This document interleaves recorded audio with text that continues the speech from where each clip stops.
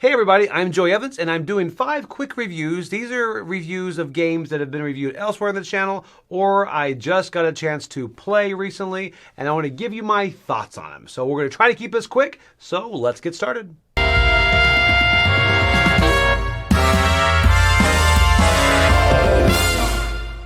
Okay, first off, I love The Crew. This is my first time ever playing Crew Mission Deep Sea. People have said they like this one more than the original Crew, and honestly, I was not really in a hurry to play it because I thought it would be more of the same.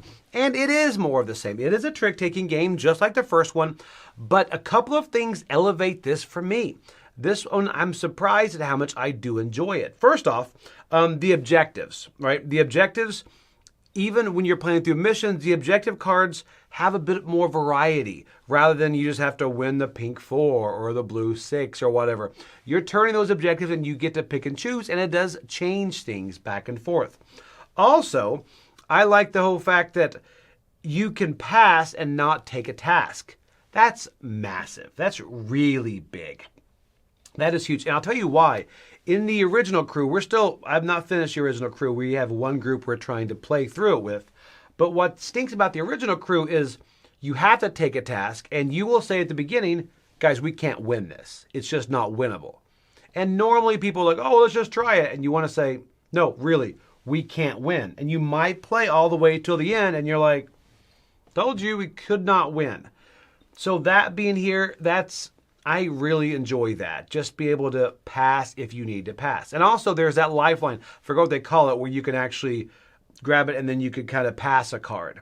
So I do like that as well. Those things themselves really elevate this. Now story-wise, I don't know. Sometimes I don't read the flavor text. But this also has the same thing I love about the first Crew in the fact that you will read through a mission and you'll be like, oh, that's easy. We could easily do that. Like you can't ever lead with this certain color card. You're like, easy, done. Sounds very easy. Then you realize sometimes it's not. That's where games like this one and the original Crew really shine for me in the fact that they're really balanced. You guys have played it enough to know this belongs at Mission 34, no matter how simple it seems on paper. Anyway, I'm coming at 8.5 on this. I really enjoy this a lot. Does it replace the first Crew? No, I still enjoy the first Crew. I'm going to continue to play it till I beat it. But this one right here, I do think it's a better game. I think they've kind of refined those edges. So that is The Crew Mission Deep Sea. Okay, next we have a very cute drafting card game. You're making a nice little seaside town. That is Tenby. Tenby is very cute because you pretty much, first of all, I love the drafting mechanic where you will obviously draft a card, but then where you go drops down and that tells you what order you are the next round.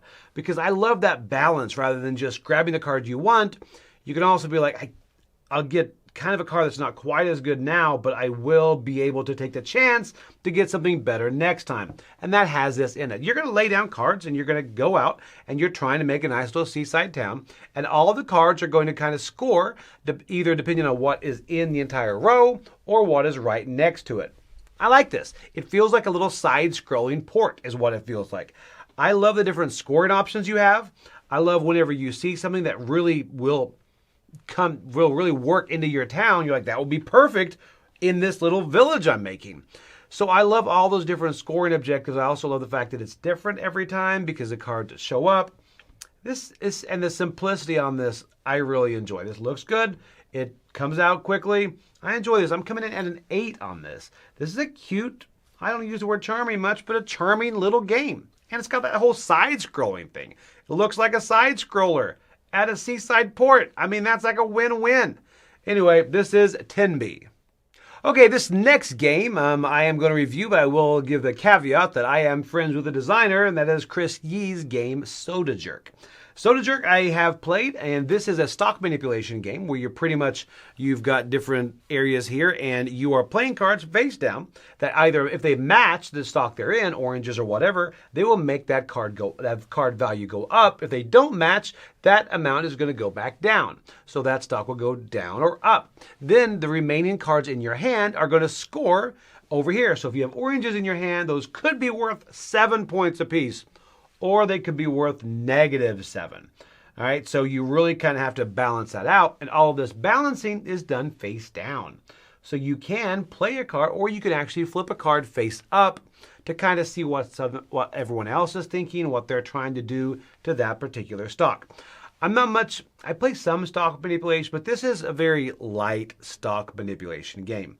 I will say this does focus on the jerk part of it because it's a great play on words, because this can feel a bit jerky and a bit mean. But it's quick, so you can kind of be fine with that. It can also turn into a 1 versus 1 very easily. If you see one person keep playing in a certain area, then you're going to keep trying to turn their cards over, or two people you see going at it. Every time you play a card, I'm going to see what you do, back and forth. But again, it's a quick game. And I love the artwork on this. One thing I will say is originally you play them normal out there without the player powers, I guess the card powers. Always play with the card powers. That makes the game far more interesting, and I think it can be less controlled by players that really need that. I don't know. It's just like one of those kind of take something out of their hands. So adds that little bit of flexibility I think the game needs. So I will always play with the card powers. Again, this is a very small box. I'm giving this a 7. This is very enjoyable, and I love the artwork on that to do that whole soda jerk, because my favorite place in the world is a soda pop place from the 60s. I've never been there, but in my mind, it would be my favorite spot. Anyway, that is Soda Jerk. Okay, next is Wine Cellar. Wine Cellar uses these very large cards that they're wine bottles. And pretty much what you're doing is you are building a vertical rack of wines. And then you're also, this is kind of a side note, you're also fulfilling orders from different clients. So some clients want wines from different types of wines, from different countries, or whatever. The whole thing about that whole scoring thing, that's kind of secondary to me. I noticed that a little bit.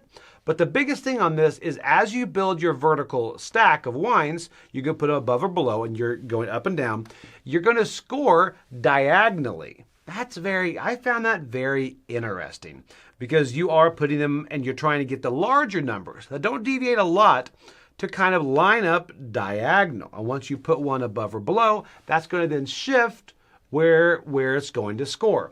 So you are trying to balance that.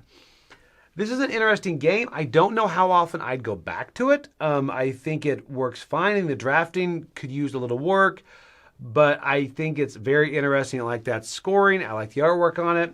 But again, I think the game was fine. I'm coming in at a 6 on this. I'm glad I played it. I don't know how often I'd go back to it, but this is Wine Cellar.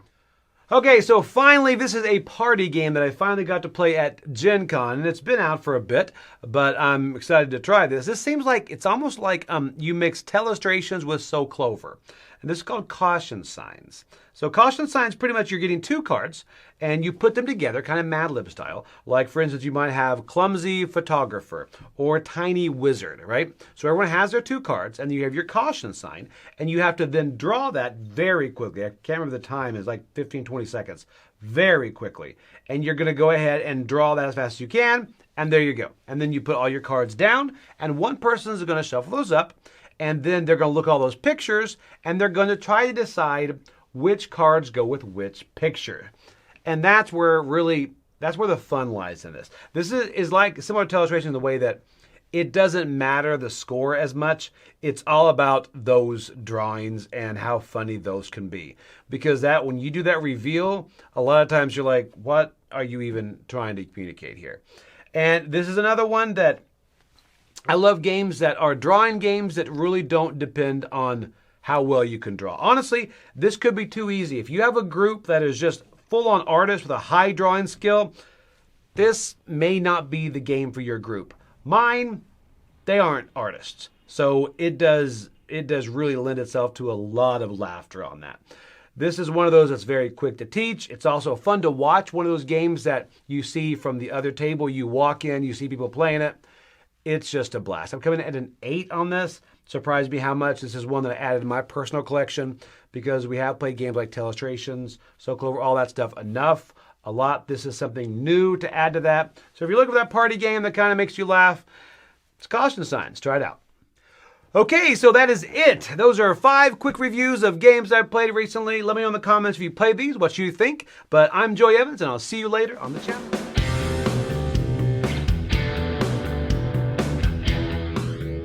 Hey folks, thanks for joining us for that video. If you haven't yet, like the video, subscribe to the channel, and hey, make sure you check out what's happening where I'll cover an app on an iOS or a Switch device, and you can check it out along with me. Thanks very much. You've been watching The Dice Tower.